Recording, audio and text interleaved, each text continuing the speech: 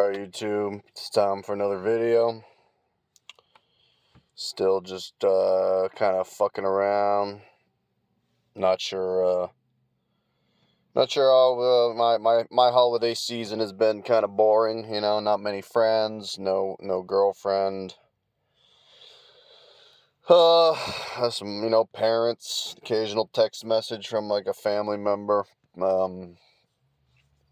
That's about it. But this video is gonna be mostly about the deification, like to not just like a pep talk to just remind people to not deify someone just because they're wealthy or just because they're on popular on social media, or because they have they're a streamer and you wish you were a streamer. These people are all at best average intelligence. I'm sick and tired of having to listen to how like Elon Musk is smart. No, he's not. Have you heard the guy talk? He is so awkward, and his verbal ability is so pathetically piss poor that alone makes him, lacking intelligence in some degree, to some degree. He's also not an engineer. He's just a business guy. He just yells, "I want this done. Use people who are way smarter than me. Go do it." And then they have to go do it. He's not doing the actual coding or scripting or analysis or research or any of it. He's just a loud guy who has a lot of money to then try to make his ideas, try to make them happen, and then he can try to make more money off of them, right? You need money to make money, so to speak, and he has plenty of it because he got lucky in the late 90s with PayPal. It's kind of funny how both Bitcoin bros, with their data miners throughout the late 2010s and into the current day, and also now it's AI in general, which AI and blockchains are not. I mean, they're not the same thing, obviously, but they both require processing power from things like NVIDIA. NVIDIA are the people making the picks and the shovels during this supposed gold rush. So NVIDIA stock owners and employees, your money, your wealth is, I'd recommend liquidating and diversifying now, but because you've already made a fuck ton. But your wealth is a lot more in the clear than these AI, the people actually doing the AI work. But the late 90s, the mid to late 90s, a lot of these people got lucky. They were born in the 70s or late 60s or something like that. So, they were just into their, 20s or 30s with some disposable income, but not calcified with life, that they were the ones trying the new things. And, the internet boom was so damn big, and just, the last big frontier we've had in our lifetimes has been the internet in the late 90s. The late 2000s internet, which is the rise of smart, internet in our pockets, I would actually argue has shrunk the internet in the grand scheme of things, not in terms of users and not in terms of hours spent, but in terms of locations on the internet. I mean, if you really look at it, the internet now is like 15, 20 websites, probably with 99.9% of the web traffic. I've brought up how much I hate social media on this, and I've brought up the irony of using YouTube to shit on YouTube and Facebook and all these, Twitter, Instagram, Netflix, TikTok. Netflix is a little bit different, but TikTok, Reddit, these websites, it's fewer and farther between. Back in the late 90s, the difference between the top 50 websites was much closer together in terms of users and the percentage of internet consumption. And while the internet is larger now in terms of raw amount of hours spent, again, I'm obviously not going to lie about that because it's obvious how much more time we spend on the internet itself, period. It's not as spread out. It's not as diversified. It's it's shrinking. And the few remaining websites, YouTube being one of them, although YouTube's probably the most unique of all the social media sites, because it has a much more, visual aspect to it. Even something like Instagram, which is, pictures, or TikTok, which is short form reels, even they are a little bit more limited to versus YouTube. Because in theory, you could actually, if you really wanted to, you could make a YouTube video of just, pictures, right? Like a little picture show. And plenty of people do that, for like hot chicks and whatnot. But anyway, yeah, these billionaire people, or even just, celebrities in general, whether it's, for younger people, the Kai Cenats, or the Asmongold, or the Hassan Pikers, or the, who else is ultra popular in these streaming platforms. I remember like 5 years ago when everyone was like so obsessed with Ninja.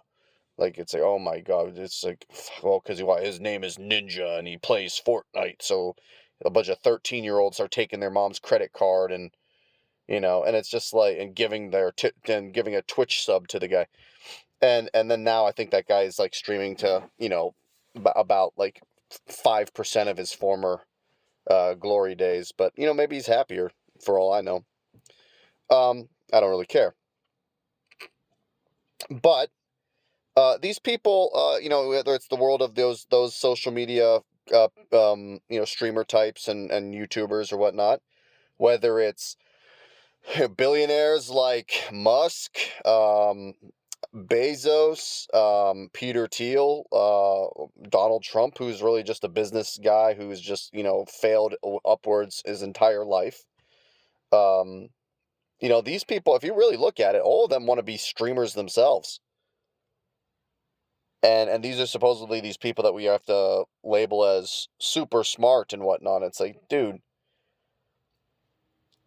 they're just crafting an image around some sort, a cult of personality figure. I promise you, if you had a conversation with any of them, you'd be surprised how average and pedestrian they are with their just overall personality, intelligence, whether it's a business intelligence, whether it's a theoretical, kind of theoretical, type of thinking intelligence, whether it's, social intelligence, all these things that we talk about, as forms of intelligence, how to talk to people, how to think, how to articulate your thoughts, uh, you know, whether it's through, articulating your thoughts through another person and talking to them, or just writing them down and expressing them, verbally that way.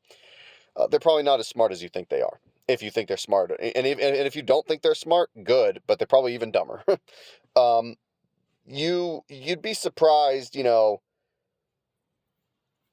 more I've been, I'm pretty low in the totem pole at my job, but occasionally I just got out of a meeting today because we had this like end of the year, because holiday season, quarterly update thing, and the people who are giving all the presentations about the business, when they talked, these are people who I used to think, oh man, I'll never be on their level of intelligence, and now I'm like, yeah, they're not really any smarter than me. Um, they might be a little more dedicated to their job than me. They're also almost all of them are like way older than me because they're in their 50s. And so they also might be a little bit more saddled to the fact that if they lose their job, their kids are going to struggle, their wife will struggle, or something like that.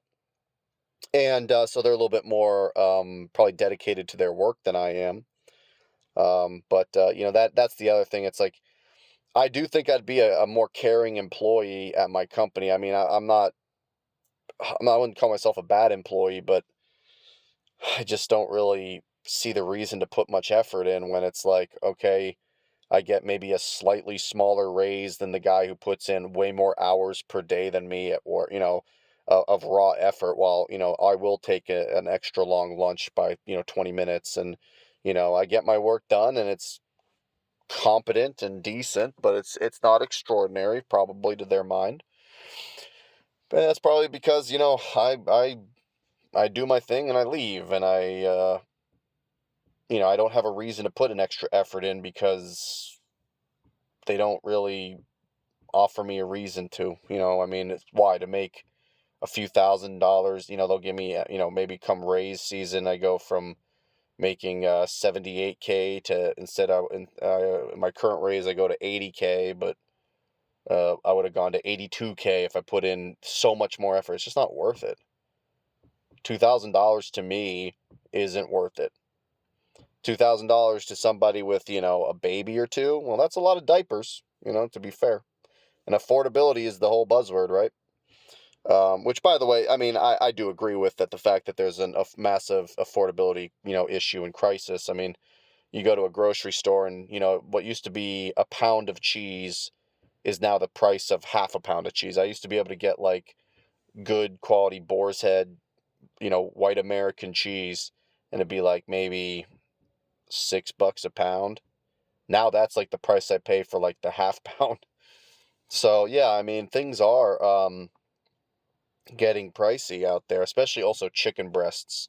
Getting just like a boneless chicken breast, holy fuck! It's like I used to be able to get like a solid, 2 meals worth of chicken breast for $5.50 maybe.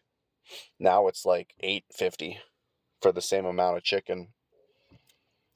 Chicken is getting close to like, maybe not quite this level, but like chicken is getting close to steak prices, and now I don't even buy sirloin. I used to buy just like sirloins because it was a relatively safe cut. That's, maybe not the sexiest, juiciest part of the cow, but it was at least, it was usually, it wasn't like some like round steak or like the tops. I just like want like a good sirloin. Obviously, like the ribeyes are better, and ribeye is probably my favorite cut, but I'll get that whenever I go for like a fancy dinner once every 3-4 years or whatever. So yeah, don't think that you are inferior to these people who are calling the shots. I think you'd be surprised how stupid they are, or how maybe not stupid necessarily, because some of them might be like normal enough, but how average and pedestrian they are.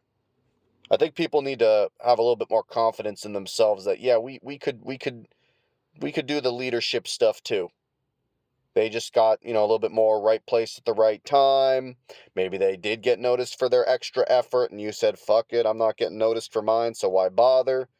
Or they were born with the silver spoon in their mouth, like, I don't know, Trump, Musk also, if you look where his father came from. And also, other people, other people who are currently running the show. I mean, it's really just kind of sad and pathetic how, we deify people and then we kind of realize, oh, maybe we shouldn't do that. But I think we need to stop that way earlier. I mean, we need to stop deifying most of these business types. I'd say 15 years ago was probably when it really started getting bad, but it's always been bad, I'm sure. But the past 15 years, mostly due to social media, it's been really fucking bad. Yeah, so I do have I know my most viewed video is the Kmart video, and I do have some other trips planned. I don't live in Miami where I went to that. I went to Miami, it's like normally you go to Miami Beach to go clubbing or veg out on the beach or whatever with like a girlfriend or something. I go to see an old Kmart, the last of its kind, and it's not even really a Kmart, really. It's a fucking CVS.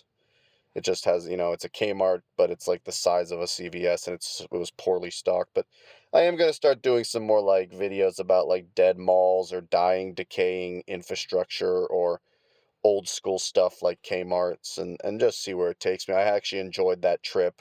Yeah, as quick as it was, only a few days, but and then I went up to Detroit, which was also fun.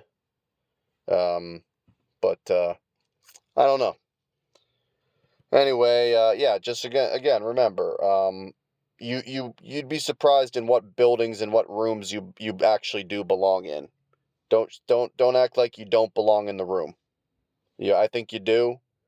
I think you might have more to offer to this world than you might think. If you're ever feeling down, just remember some random fucking loser on the internet with how many, like, what, 4 subscribers and no life. He thinks you belong. Oh, there's people, so I gotta pull my phone down. But you belong. Don't think that you don't. Peace.